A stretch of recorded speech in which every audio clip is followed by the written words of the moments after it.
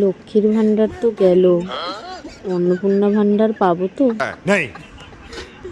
আগে তো তাও 1,500 টাকা করে পেতাম, এবার মনে হয় ওইটুকুও পাবো না। পাবো না মনে হচ্ছে। কি যে হবে। ইএমআইতে একটা আইফোন নেব ভেবেছিলাম।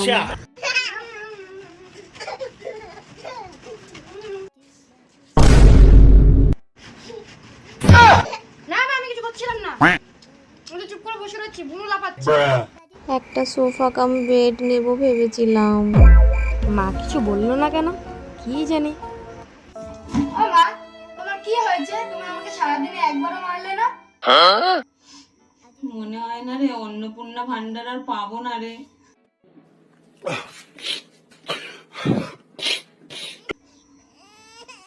এবার মাকে অন্নপূর্ণা ভান্ডারের টাকা পাইয়েই ছাড়বো।